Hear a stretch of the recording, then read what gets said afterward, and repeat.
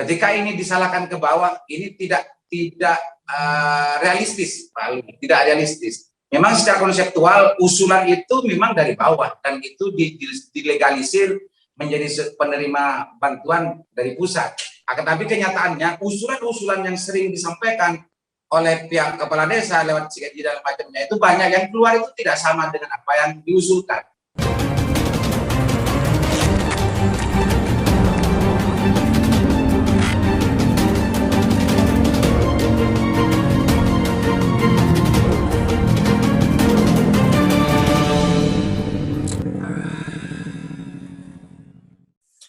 Assalamualaikum warahmatullahi wabarakatuh.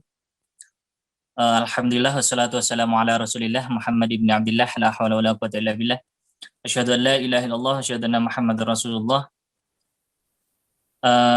Yang saya hormati Kepala Dinas Sosial Provinsi Jawa Timur yang hadir pada kesempatan kali ini, ikut serta dalam acara diskusi kita pada kesempatan kali ini. Yang saya hormati juga anggota DPRD Provinsi Jawa Timur dari Komisi E, yaitu Bapak Matur Husairi, yang saya hormati juga. Hadir juga di sini pengamat sosial dengan istilah kerennya yaitu Bustomi Menggugat. Beliau seorang akademisi juga, seorang aktivis yang saya sangat menghormati.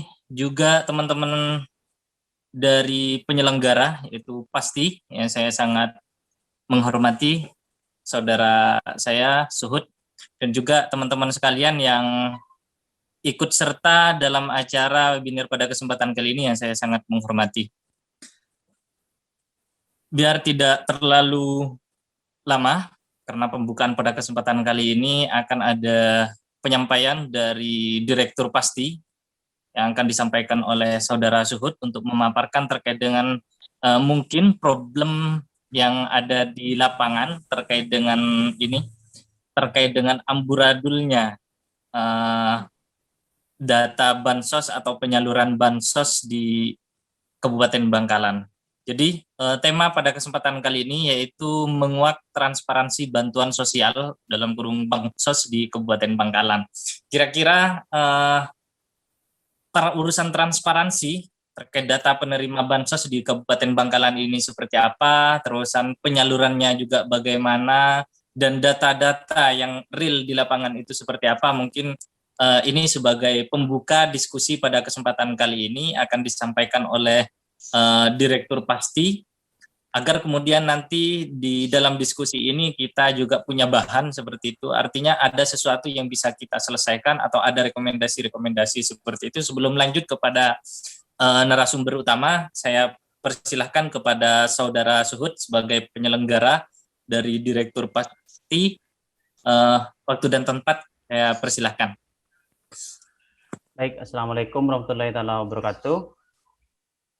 Terima kasih kami sampaikan kepada pemateri dari Dinsos Jawa Timur. Terima kasih juga kami sampaikan kepada Bapak Matur selaku anggota DPRD Jawa Timur. Pun terima kasih juga kepada Bustomi Menggugat selaku pengamat sosial. Dan tak lupa juga kepada teman-teman sekalian, Kak Ahmad selaku moderator, selaku direkturnya SIDE, terima kasih kami sampaikan sudah menjadi bagian dari penyelenggara.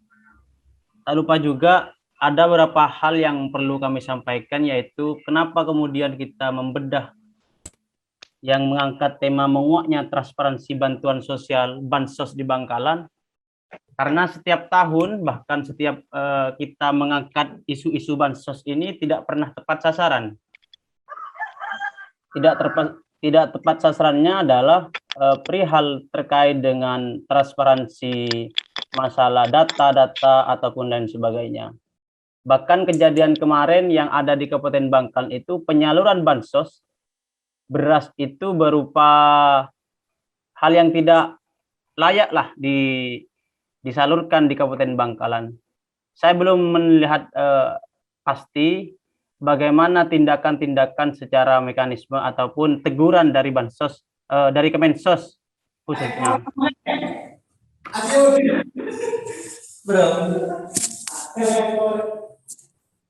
Berapa, Bang? Itu hostnya coba silent semua kecuali yang sedang speaking ya, yang sedang bicara. Siap, Biar nggak siap. mengganggu. Lanjut ya. Terus kemudian ada kejadian kemarin yang paling ironis ini di salah satu kecamatan yang kemudian menjadi Sudah saya kirim barusan.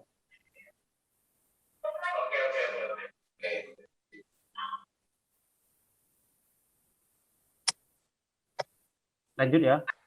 Kejadian yang betul-betul serius yang ada di Kabupaten Bangkalan. Kartu PKH itu adalah hak personal, tetapi akan kemudian ini tidak sampai. Kartunya di data itu ada, tetapi penyalurannya diterima, tapi bukan secara personal, bukan ke pihak KPM.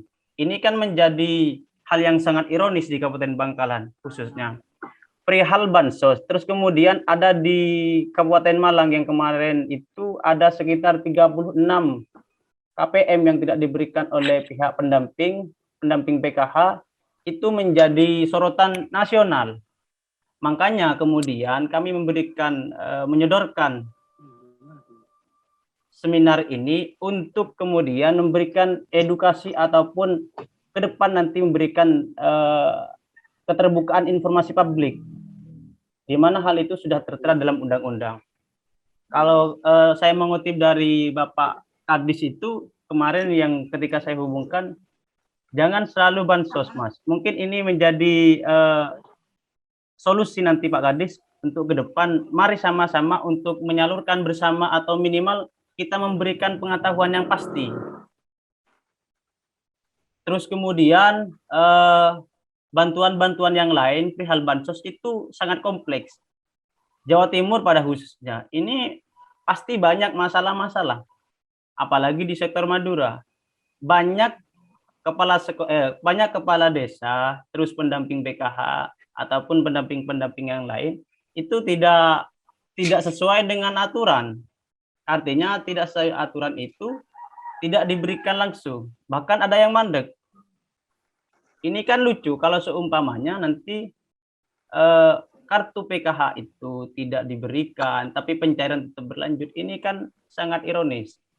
Mungkin itu menjadi pengantar umum, nanti bisa sharing secara umum ke teman-teman. Nanti ada Pak Alwi, terus kemudian Pak Matur, termasuk lingkar Jatim ada Pak Aliman yang nanti bisa memberikan masukan-masukan ataupun kritikan ataupun nanti solusi lah paling akhir itu. Mungkin itu saja dari saya. Terima kasih ke teman-teman yang sudah hadir pada kesempatan hari ini. Semoga ini suatu pengantar yang objektif, suatu pengantar yang berikan edukasi secara pasti. Sekian, billahil ma'unah ila turukil jannah. Wassalamualaikum warahmatullahi wabarakatuh. Waalaikumsalam warahmatullahi wabarakatuh. Terima kasih kami sampaikan. Teman-teman sekalian, izinkan saya Ahmad Tanur untuk memandu berjalannya proses diskusi pada kesempatan kali ini. Ini kita sudah mau masuk pada inti, yaitu terkait pertama, sesi pertama ini terkait dengan pemaparan dari beberapa pemateri yang ada yang hadir pada kesempatan kali ini. Ada 3 pemateri pada kesempatan kali ini, yaitu Bapak Matur Husairi dari anggota DPRD Provinsi Jawa Timur. Kebetulan beliau juga Dapil Madura. Terusan ada Bapak Bapak Alwi dari Dinas Sosial Provinsi Jawa Timur, dan juga ada ini Bapak Bustomi Menggugat seperti itu. Karena ini lebih pada keurusan Bangkalan, sebelum saya persilahkan kepada Bapak Alwi, ini saya minta kepada Bapak Matur Husairi untuk memaparkan terkait dengan pertama kondisi dan situasi di Kabupaten Bangkalan terkait dengan penyaluran bansos ini. Saya rasa Bapak Matur Husairi ini sudah paham seperti apa yang terjadi di bawah. Meskipun pada kenyataannya saya pribadi selaku Direktur SIDA yang juga pada kesempatan kali ini jadi host, pada tahun 2009 awal dulu kita sudah mengajukan pengajuan permohonan informasi kepada Dinas Sosial Kabupaten Bangkalan. Kita prosesnya sampai 2 tahun, ini urusan urusan transparansi data penerima PKH dan BPNT di Kabupaten Bangkalan. Ini saking sulitnya seperti itu. Baru setelah akhir-akhir 2020 itu bisa kita bisa kita dapat seperti itu pun ya jalur khusus, bukan dari permohonan informasi secara formal dari kami seperti itu. Kalau menguak masalah transparansi bantuan sosial ini mungkin juga nanti berkaitan dengan data-data dan lain sebagainya. Saya akan persilahkan kepada Bapak Matur Husairi untuk memberikan pemaparan terkait dengan kondisi transparansi atau kondisi bantuan sosial, penyaluran bantuan sosial di Kabupaten Bangkalan itu seperti apa, untuk kemudian nanti dapat tanggapan juga dari Bapak Dinas Sosial Provinsi Jawa Timur dan juga dari pengamat seperti itu. Monggo dipersilahkan 7 menit waktunya dan maksimal ini 10 menit. Monggo dipersilahkan. Pak Matur Husairi. Baik, terima kasih Pak Moderator Ahmad An-Nur. Yang saya hormati Pak Kadinsos Jawa Timur, Tretan Alwi. Ini pergerakan juga ini. Mas Bustomi, ini peneliti, juga seorang akademik dan pengamat sosial. Ada direkturnya Lingkar Jatim dan Lek Suhud, direkturnya Pasti. Kita bicara pengalaman saja lah ya. Memang kalau bicara tentang data, apalagi dengan bantuan sosial, kemudian raskin, PKH, dan apalah bentuknya, yang sasaran atau objeknya itu adalah masyarakat yang tidak mampu itu, ya ini menjadi persoalan yang menurut saya sudah menjadi tataran nasional. Negara kita ini memang lemahnya di database ya. Kalau kita mau menelusuri sebenarnya data kemiskinan ini kan awalnya dari PPLS ya. PPLS itu di tahun 2005, 2007, kemudian 2009, 2011 itu selalu ada PPLS, tapi hasil klarifikasi kami ketika kemarin rapat pansus RPJMD, kami kebetulan fokus ke data kemiskinan dan mengundang langsung pihak BPS ya, Badan Pusat Statistik itu, dan kami memperoleh konfirmasi bahwa PPLS itu hanya 1 kali yang dilakukan oleh pihak BPS. Dan itu by name by address ya. Baru kemudian ada regulasi yang tidak membolehkan untuk membuka data kemiskinan individu. Ini yang mereka jadikan alasan, dan ternyata saya sejak tahun 2005 ya sampai 2005 sampai 2011 kalau tidak salah, saya aktif di pendampingan program pengentasan kemiskinan yang menjadi pilot proyeknya Provinsi Jawa Timur. Ada namanya dulu PAMDKB, Program Aksi Mengatasi Dampak Kenaikan BBM. Itu di zamannya Pak Imam Mutomo mau lengser, kemudian mau naiknya Pak Dekarwo kalau tidak salah waktu itu. Kemudian ada muncul lagi JPS, Jaring Pengaman Ekonomi dan Sosial. Ditambah lagi dengan program Jalin Kesra, dan seterusnya terakhir itu ada program Jalin Matra. Nah, ketika kami bersinggungan antara pendamping Jalin Kesra dulu dengan pendamping PNPM Mandiri, di sana kami saling berbagi data. Jadi masing-masing program ini ternyata data kemiskinan ini tidak satu pintu. Dinas sosial punya data kemiskinan, kemudian di kesehatan punya data kemiskinan, di dinas pendidikan dan dinas-dinas yang lain. Kalau kita mau tarik ke atas ya kementerian. Ini tidak punya satu database yang digunakan oleh semua pemangku kebijakan terkait dengan pengentasan kemiskinan, termasuk dinas sosial umpama. Nah, berangkat dari itu, data ini kemudian tidak pernah selesai urusan validasinya, verifikasinya. Meskipun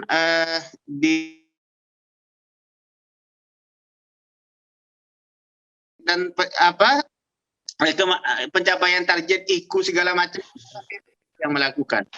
Kenapa tidak menggunakan tenaga lain, perguruan tinggi atau institusi yang lebih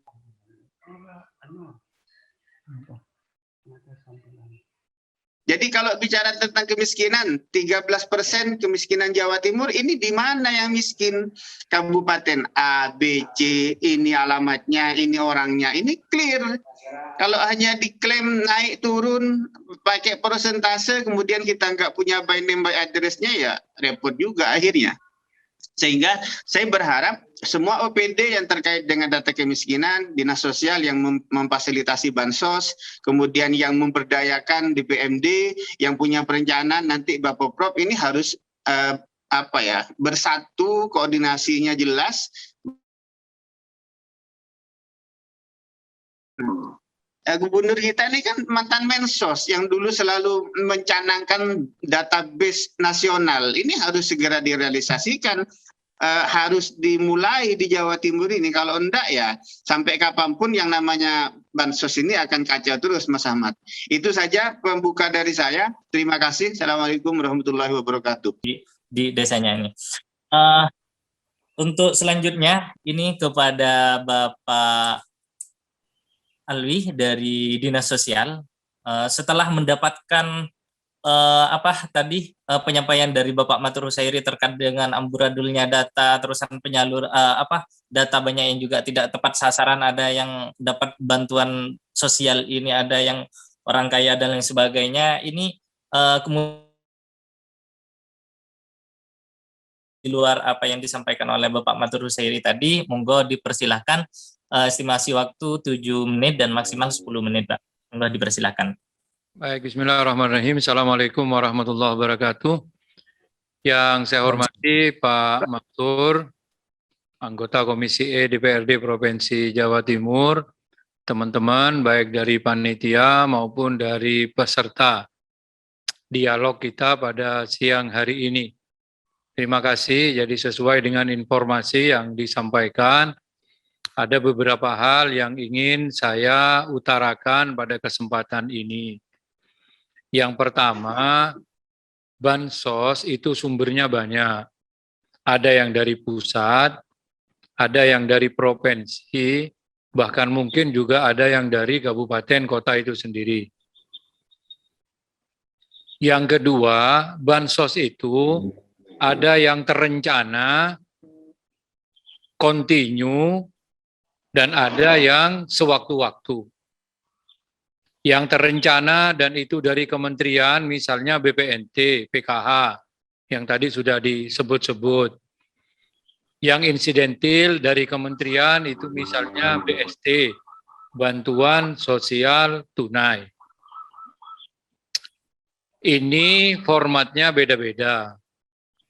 Jadi kalau kita harus memahami dari masing-masing program agar kita bisa benar nanti mengkritisinya. Bantuan itu yang disampaikan kepada saya, BST, PKH, BPNT, itu semua adalah sumbernya dari APBN. Bansos itu tidak langsung serta-merta turun, tetapi mesti didahului dengan adanya usulan. Siapa calon penerimanya? Pihak kementerian punya regulasi tentang siapa yang berhak menerima. Tetapi usulan itu dari daerah setempat. Jadi sebenarnya kalau yang disampaikan oleh teman-teman dengan bahasa amburadul, tidak tepat sasaran, maka untuk tidak amburadul dan untuk tidak tepat sasaran itu mudah. Karena itu bersumber dari daerah. Kementerian tidak tahu siapa si A, siapa si B, siapa si C, bagaimana kondisinya, itu kementerian tidak tahu. Yang tahu itu adalah pendamping yang mendata bersama aparat yang bertugas. Jadi kalau si A dulu diusulkan, sekarang meninggal, ya dicabut. Kalau si A diusulkan dulu dan sekarang meninggal tidak dicabut, jangan menyalahkan kementerian. Karena kementerian tidak tahu bahwa si A itu sudah meninggal. Jadi perubahan itu, kalau ingin berkaitan dengan adanya perubahan agar tidak amburadul, maka dimulai perbaikannya itu juga dari daerah. Siapa yang punya kewenangan di daerah itu bersama-sama. Kalau teman-teman ingin ada perubahan dengan situasi yang ada di Bangkalan menuju ke arah yang lebih baik, maka menurut saya tinggal itu adalah sesuatu yang mudah. Tinggal goodwill saja.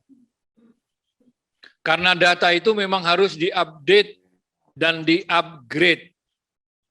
Mungkin dulu awalnya benar, sekarang sudah bergeser. Ada dulu orang miskin, sekarang sudah kaya, gitu ya. Dulu berhak menerima, sekarang tetap menerima walaupun mestinya dia sudah tidak layak nerima, kan gitu. Hanya persoalannya apakah orang yang biasa menerima di saat kondisi mereka berubah, mereka rela melepas itu atau tidak? Kalau mereka rela melepas itu tidak ada masalah. Tapi kalau mereka tidak rela, apakah berani? Kan itu persoalannya. Ini persoalan realita yang tidak perlu ditutup-tutupi. Saya tahu persis, karena saya juga orang Madura. Bagaimana kultur masyarakat yang menerima, tidak hanya di Madura ini. Apakah dia rela lalu melepas itu? Itu yang kedua. Yang ketiga, belum lagi persoalan sosial politik. Mereka yang diajukan itu tentunya diajukan oleh aparat. Siapa yang diajukan oleh aparat? Mungkin dulu berhak menerima, sekarang tidak, dan begitu seterusnya. Jadi data itu perlu di-upgrade. Itu yang berkaitan dengan data. Yang kedua, kalau itu berkaitan dengan barangnya, tadi karena menyebut-nyebut beras yang di Bangkalan, yang viral kemana-mana itu, nasional. Itu termasuk bansos yang insidentil, bukan bansos yang kontinu. Bansos itu karena berkaitan dengan kebijakan PPKM. Kementerian memberikan tambahan. Jadi di samping BPNT, di samping PKH, mereka nerima beras, juga diberi beras. Ada paket beras untuk kabupaten kota itu 3.000 pak. Masing-masing beratnya 5 kg. Dan itu sekali. Jadi ini adalah insidentil, tidak kontinu. Beras itu kualitasnya sudah ditentukan. Namun, dalam realita yang sudah diketahui bahwa ada beberapa yang tidak sesuai. Bahkan barangnya tidak layak konsumsi. Itu bukan hanya di Bangkalan. Di beberapa tempat juga ada yang seperti itu. Tinggal dilihat sekarang apakah itu kesengajaan atau tidak. Apakah isi dari beras itu dibuka satu persatu atau tidak. Diketahui satu persatu atau tidak. Tetapi yang jelas setelah informasi itu maka beras itu tidak sampai beredar. Dan beras itu ditarik, diganti oleh beras yang layak konsumsi. Jadi itu berkaitan dengan bendanya. Yang merubahnya adalah yang punya kewenangan. Tapi kalau yang terkait dengan data misalnya, apakah data itu bisa dipublish? Bisa, Pak. Jadi di kecamatan itu kalau ingin tahu siapa penerima bansos di kecamatan itu bisa, Pak. Persoalannya sekarang tinggal mau atau tidak mau. Kalau pertanyaannya bisa atau tidak, maka saya jawab itu adalah bisa. Nah, itu Mas Matur itu sudah tertawa itu sudah. Jadi bisa.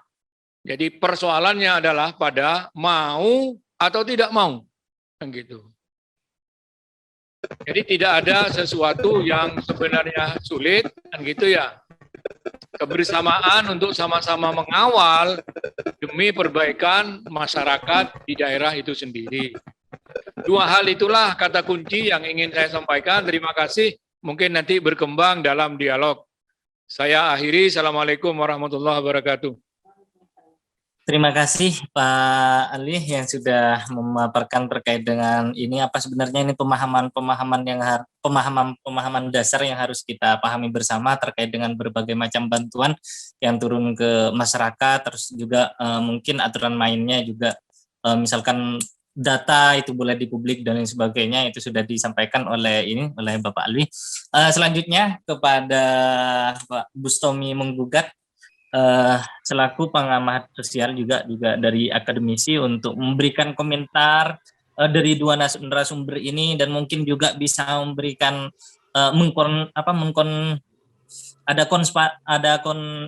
istilahnya itu ya, ada perbandingan lah dari antara keduanya ini, bagaimana biar ada komparasi gitulah. Terus kan bagaimana nanti intisarinya atau sari yang bisa kita ambil ini bagaimana terkait dengan problem ini, monggo dipersilahkan. Oke, Assalamualaikum warahmatullahi wabarakatuh.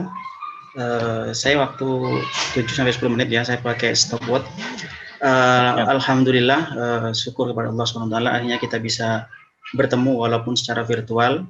Hormat saya kepada Ustadz Alwi ya, insya Allah dari Pamekasan Pak ya, Dinsos Jawa Timur, Mas Matur dan seluruh peserta yang lain. Insya Allah ini adalah bahasanya tretan discussion gitu Pak ya. Jadi secara sosial kita akan melihat bahwa sebenarnya ada problem apa. Izinkan saya sebenarnya mau share screen karena ini beda saya dengan teman-teman. Mudah-mudahan bisa sama-sama. Ini kelihatan ya, screen saya, layar saya. Halo. Jelas. Terima kasih. Kelihatan. Jadi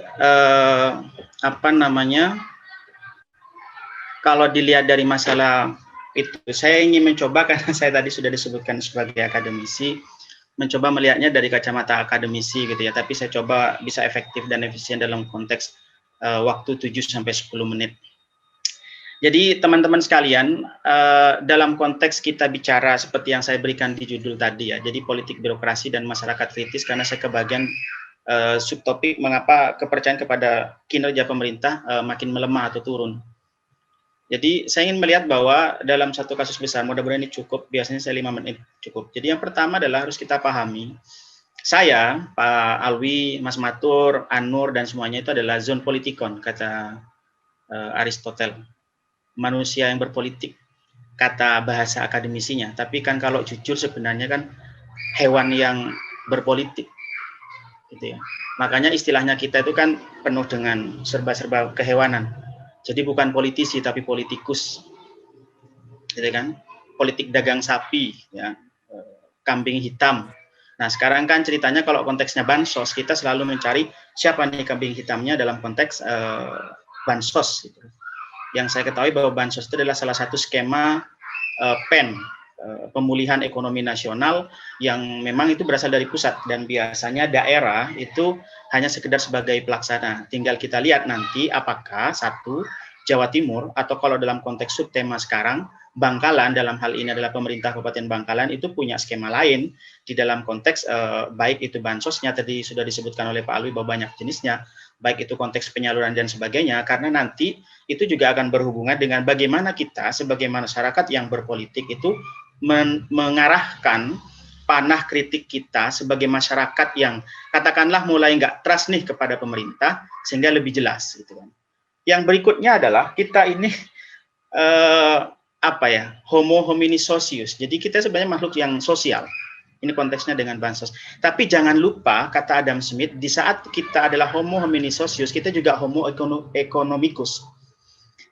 Masalahnya kata ekonomi sekarang itu maknanya peyoratif. Ya, jadi bagaimana caranya supaya bansos itu ketika misalkan tadi Ustadz Alwi mengatakan sudah ada kriterianya, ada indikatornya, ada karakternya, misalkan beras harus yang seperti ini.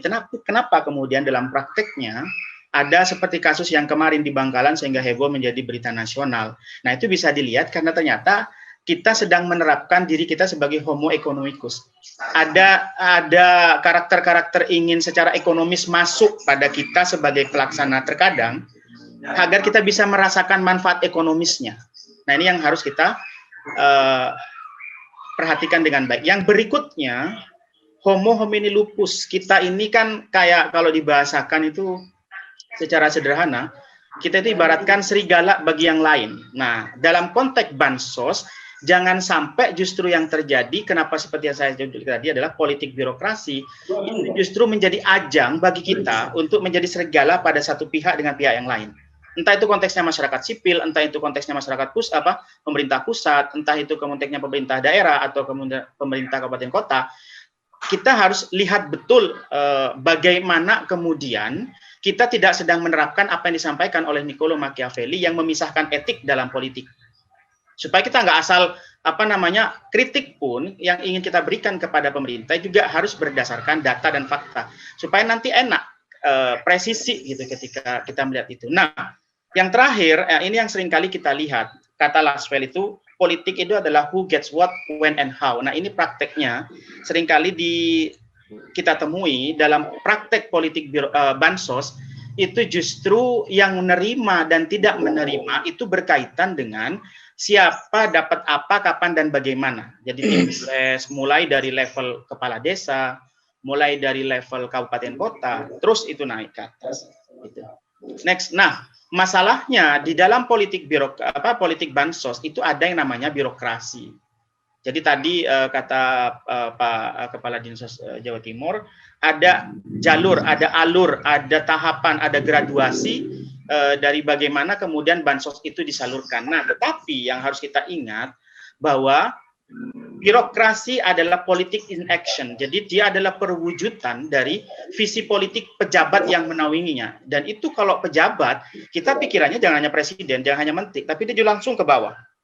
Jadi mulai dari tingkat kabupaten, dari tingkat desa, lalu tingkat kecamatan, tingkat kabupaten kota, tingkat provinsi, lalu tingkat pusat. Nah, disinilah kemudian kita harus melihat apakah kemudian dalam konteks, dalam tanda kutip kata yang dipakai oleh teman-teman di Madura, bahwa data tentang bansos itu amburadul.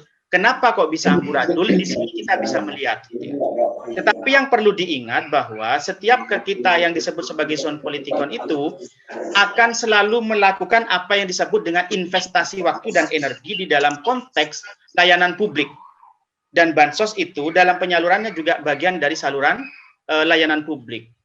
Nah, masalahnya pemerintah itu pun mulai dari pusat, tengah, dan bawah selalu berpikir bahwa masyarakat itu akan selalu menerima bentuk. Saya sampai sekarang sebenarnya mengkritisi kenapa konteks PEN, pemulihan ekonomi nasional, tapi wujudnya ngasih beras, wujudnya ngasih tulisannya sembako. Teman-teman aktivis, kalau Anda cek, coba Anda cek apa yang disebut dengan sembako. 9 bahan pokok.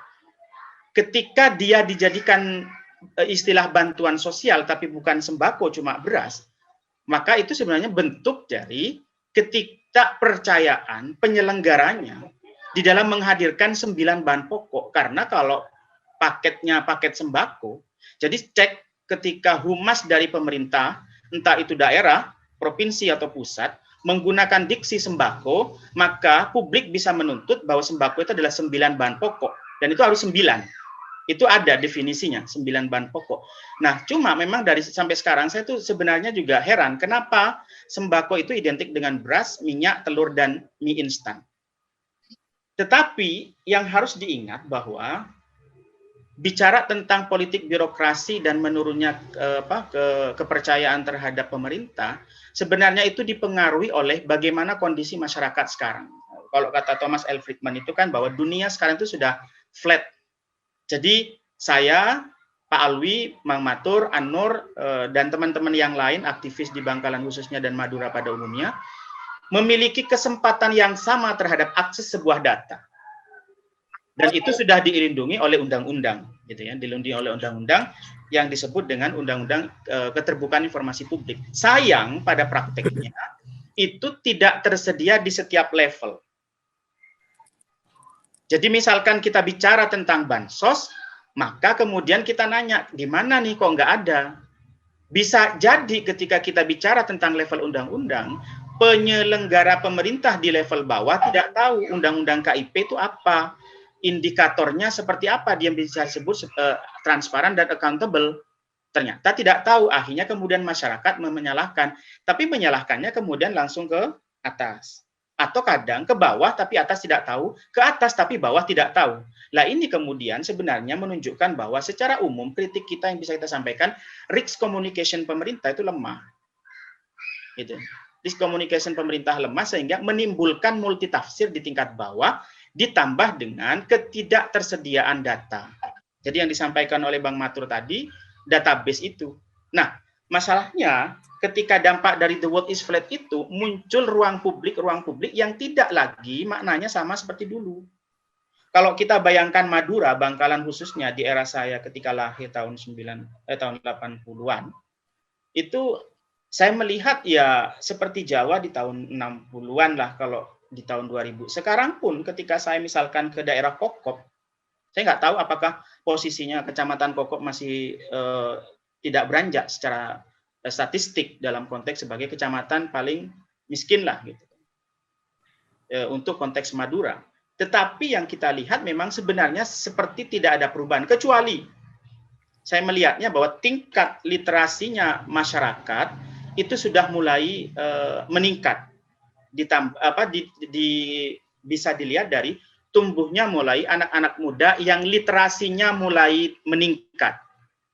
Cuma ada kadang permasalahan di dalam konteks ketika ada problem muncul, data kurang dikuasai, fakta kurang dipahami. Nah, itu yang kemudian saya kira perlu dilihat dari dua sisi. Tetapi yang harus kita lihat bahwa Bangkalan ini secara masyarakat, waktu saya, kurang 1 menit ya. Jadi dalam waktu 1 menit saya coba katakan begini. Ketika kita ingin mengkritisi tentang bansos, maka saya sarankan begini sebenarnya. Karena kita sudah berada di masyarakat yang literatif, media sosial sudah sangat aktif, pahami aturan di dalam konteks kita mengungkap data, lalu kuasai datanya, pahami faktanya, supaya ketika kita harus menunjukkan kepada siapa kritik ini, kepada siapa problem ini harus diberikan, kita kemudian secara presisi memberikannya kepada mereka. Jadi tidak kemudian kita salah tunjuk, sehingga pada akhirnya problemnya terkuak, tapi tidak terselesaikan dengan baik.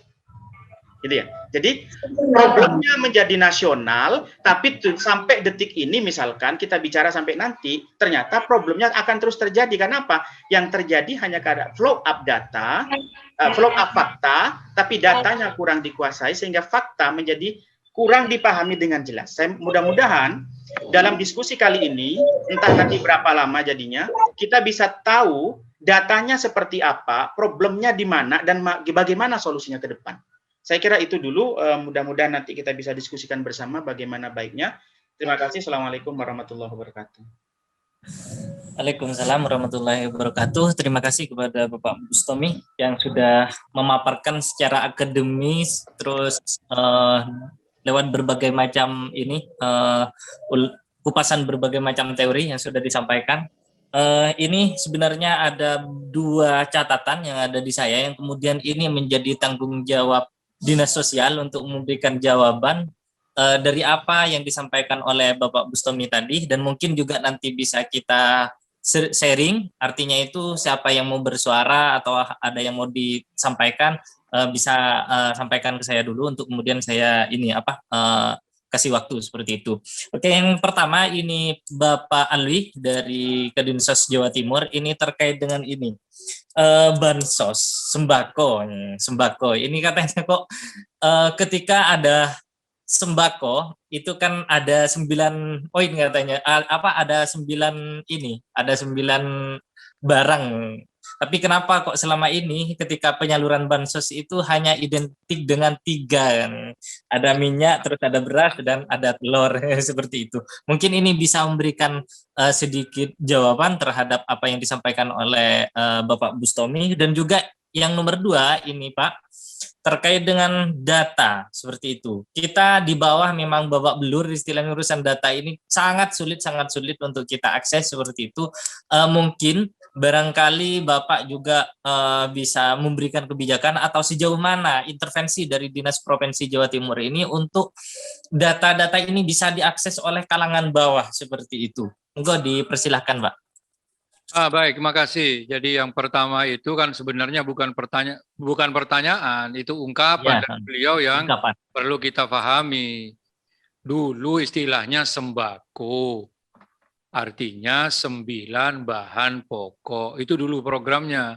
Sekarang sudah tidak mengenal sembako, sekarang namanya BPNT. Kan gitu. Bukan sembako lagi. Jadi kalau sekarang ini yang penting bantuan non tunai itu digunakan oleh penerima untuk kebutuhan karbo dan protein. Proteinnya itu ada hewani dan nabati. Jadi ini perubahan kebijakan. Kalau dulu sembako memang benar yang disampaikan, harus memenuhi 9, begitu kurang berarti bisa dipersoalkan. Jadi kalau sekarang ini bantuannya itu berupa uang, diterima secara non tunai, uang itu digunakan untuk karbo dan protein. Karbo itu bisa berupa beras, protein hewani dan protein nabati, bisa berupa telur, bisa berupa ayam, bisa berupa kacang-kacangan yang nabati, kan begitu ya. Jadi inilah kebijakan yang sekarang seperti itu. Yang kedua berkaitan dengan data. Saya tadi sampaikan, data itu munculnya dari bawah. Jadi data itu munculnya dari bawah. Siapa penerima BPNT di Bangkalan? Ya yang munculnya dari bawah. Lah kalau ingin tahu ya minta ke yang mengeluarkan. Gampang tuh. Oh itu tetangga sampean kok. Teman sampean. Kan gitu ya. Jadi minta ke bawah, gampang. Hanya persoalannya berani atau tidak, itu aja. Gitu. Jadi seperti yang disampaikan tadi oleh Mas Bustomi itu, jadi kalau persoalannya di bawah, jangan diangkat ke atas. Jadi kalau persoalannya di atas, jangan diminta ke bawah. Dilihat dulu, data itu sumbernya dari bawah. Gitu. Bapak Ali, maaf. Iya.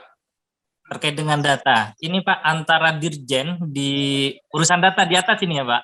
Mohon maaf karena tadi itu katanya urusan di bawah itu selesaikan di bawah, urusan di atas itu selesaikan di atas. Jadi urusan data BPNT dan PKH di satu kementerian itu 2 dirjen, sebenarnya itu berbeda Pak. Itu kira-kira problemnya bagaimana Pak? Begini, itu banyak teman saya di Bangkalan Pak. Ya, jadi makanya saya dari awal saya bilang, ini kan harus dipahami dulu. Saya sebenarnya ke panitia, dari awal saya sudah mengatakan, ini harus dipahami dulu programnya, sehingga nanti tidak kemana-mana. Program BPNT itu ada aturannya, program PKH itu ada aturannya. Yang megang juga jelas, BPNT itu dirjennya siapa, PKH itu dirjennya siapa, kan begitu. Jadi itu beda program itu. Satu kementerian. Kan gitu. Beda, Mas. Saya kira itu ya. Ya, maksudnya problemnya itu kan di satu kementerian kok bisa beda. Itu kan berarti pengambilan data itu kita masih bermasalah seperti itu, Pak. Bukan. Jadi dipahami programnya beda. Programnya beda. Oke.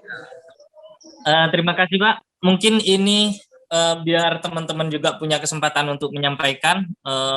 Di sini banyak yang hadir, teman-teman, ada sekitar 40 orang yang hadir pada kesempatan kali ini. Barangkali ada yang mau disampaikan terkait dengan kondisi di desanya masing-masing, untuk kemudian nanti bisa dapat tanggapan baik dari Bapak Matur Husairi selaku anggota DPRD Provinsi Jawa Timur yang menangani dalam bidang sosial, juga ada Bapak Alwi dari Dinas Sosial, dan juga ini ada Bapak Bustomi. Monggo dipersilahkan kepada teman-teman untuk menyampaikan terkait dengan fakta di lapangan atau yang terjadi di lapangan seperti itu, agar kemudian kita bisa menemukan satu kesepakatan. Istilahnya Bang Aliman itu ada kalimatun sawa, untuk kemudian ini sebagai resolusi kita bersama untuk memperbaiki kondisi di Kabupaten Bangkalan. Monggo dipersilahkan. Dinyalakan. Nasiruddin. Baik, terima kasih. Monggo dipersilakan Mas Nasiruddin untuk menyampaikan. Ya, sebentar. Teman-teman, sebentar Bang Nasir. Teman-teman, barangkali ada yang mau bertanya juga bisa melalui kolom chat ya, nanti bisa saya bacakan. Kalau misalkan ada keterbatasan di sinyal dan sebagainya bisa ditulis di kolom, nanti saya bacakan seperti itu. Oke, terima kasih. Lanjut Bang Nasir.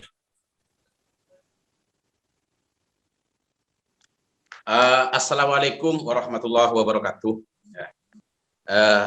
Salam sehat bagi semuanya. Yang saya hormati senior kita Bapak Matur Husseiri yang sekarang telah duduk di Komisi E DPRD Provinsi Jawa Timur. Saya hormati juga kepada saudara saya Bang Bustomia. Saya cuma ingin berbicara soal data. Kenapa kemudian saya menangis, Pak, ya, terharu ketika ada salah satu pejabat publik yang kemudian di situ harus mempersoalkan data dari bawah. Kita menangis kenapa? Karena kita berpacu ya, punya pegangan bahwa kenapa data itu tak kunjung selesai dari bawah. Salah satu contoh misalnya di sini ada perbaikan data, ya kan?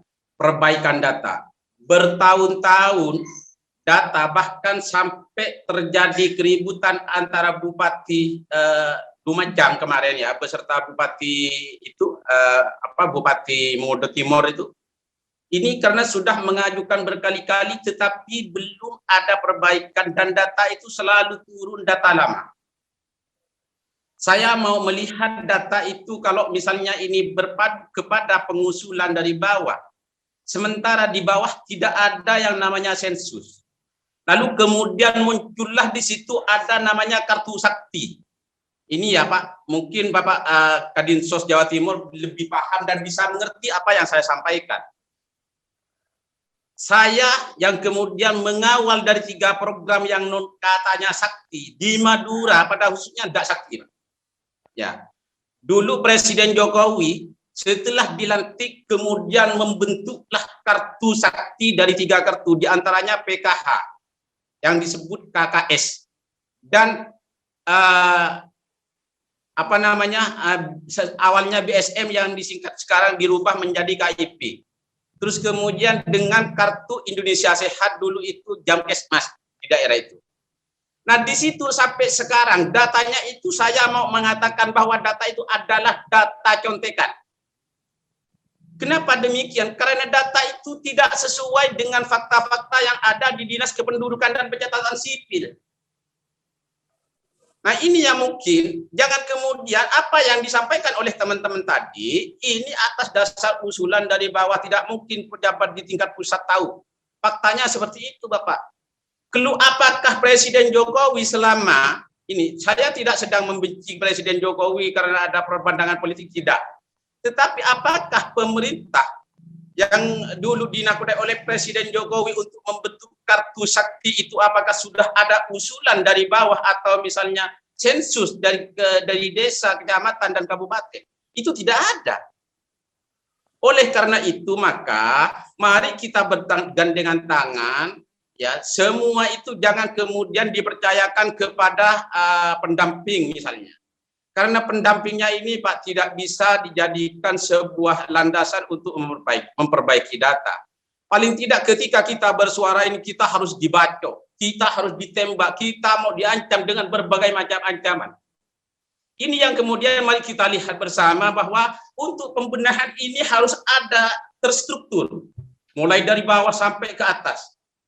Apa yang sedang terjadi kalau misalnya masyarakat sekarang ini tidak bisa, ya kan, tidak bisa membenahi dan mempertanyakan di bawah, lalu kemudian mengadukan ke atas, itu adalah sangat logis. Kalau di bawah ini Pak sekarang kan identik dengan namanya carok, mau dibunuh dan lain semacamnya ini kalau di Madura.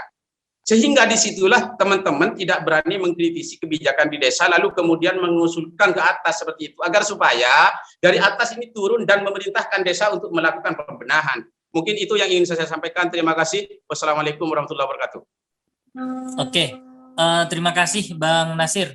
Jadi ini dapat saya simpulkan terkait dengan amburadulnya data di bawah dan ketidakberanian masyarakat untuk menerima data, karena ketika minta data, mohon maaf, ini bukan dikasih data, malah dikasih celurit seperti itu, Pak. Sehingga menurut menurut Nasiruddin ini perlu langkah-langkah yang bisa dilakukan agar intervensi itu dari atas seperti itu. Oke, itu sedikit curhatan dari saudara Nasiruddin bagaimana ketika mau mencari data atau informasi terkait dengan penerima PKH. Mungkin dari teman-teman yang lain, sebelum nanti kita minta tanggapan atau minta jalan tengahnya kepada 3 narasumber kita pada kesempatan kali ini, monggo dipersilahkan. Monggo dipersilahkan. Apa saya bacakan ini di kolom chat aja? Karena ini di kolom chat juga sudah banyak ini pertanyaan ini. Monggo disampaikan aja dulu nanti di kolom chat terakhir.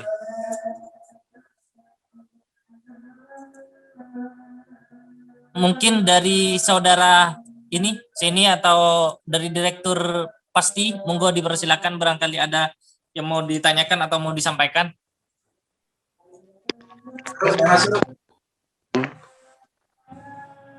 Masuk Mas Pak Moderator. Iya, monggo. Terima kasih. Assalamualaikum warahmatullahi wabarakatuh. Saya Direktur Lingkar Jatim dan kebetulan host Sandasan, dan dalam 1 bulan terakhir ya, kok sore. 1 bulan terakhir saya banyak mengupas tentang masalah bansos. Pak Alwi bilang tadi bahwa bicara tentang masalah data itu tetangga kita di bawah, tidak mungkin pusat tahu tentang persoalan itu. Dan juga Bapak Bustomi secara konseptual sangat luar biasa, terkesan seolah-olah persoalan ini mudah untuk diselesaikan. Akan tapi kenyataannya dan realitasnya tidak semudah yang kita bicara tentang masalah konsep. Pak Alwi, ada banyak sebetulnya persoalan yang penting untuk disikapi oleh pemerintah, dalam konteks ini adalah Kemensos dan Dinsos. Persoalan yang akhir-akhir ini terjadi di Kabupaten Bangkalan dan mungkin di banyak tempat yang lain, ya. Usulan itu justru saya sering mendapatkan WA dan juga pengaduan dari salah satu kepala desa yang dimasukkan ke SIP-MG dan yang diusulkan oleh desa itu justru banyak keluarnya itu tidak sama dengan apa yang diusulkan. Nah, ini di mana letak persoalannya? Apa di sistem? Apa memang pejabat-pejabat pusat yang malas untuk bagaimana mengupgrade data itu?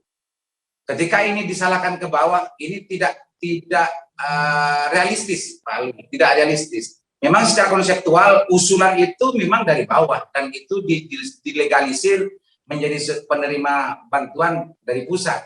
Akan tapi kenyataannya usulan-usulan yang sering disampaikan oleh pihak kepala desa lewat CKJ dan macamnya itu banyak yang keluar itu tidak sama dengan apa yang diusulkan. Itu satu catatan.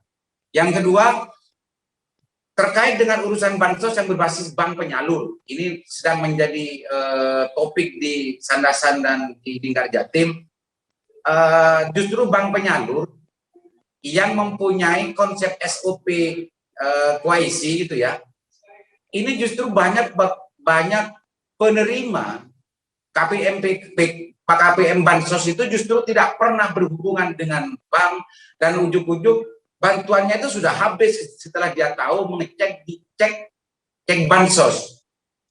Dia baru tahu bahwa dia sebagai penerima bansos dan setelah dicek diurus justru sudah hilang. Sementara sebetulnya kalau dalam SOP bank itu tidak bisa bank memberikan buku tabungan dan juga membuat rekening itu tanpa orangnya sendiri. Dalam konteks ini saya melihat dan saya menyimpulkan bahwa persoalan bansos ini tikusnya sampai ke bank hari ini. Kalau dulu katanya Pak Gus Dur, tikusnya kan sudah menguasai lumbung. Tapi sekarang ini justru meskipun penyaluran itu lewat bank dalam rangka bertujuan untuk bagaimana mempersempit ruang gerak para tikus itu untuk bekerja. Tapi hari ini banyak terjadi itu, banyak orang yang justru menjadi penerima tapi tidak tahu. Kenapa Bank Kodim bisa tembus ke sistem bank yang selama ini itu dianggap steril, dianggap ketat dan macamnya.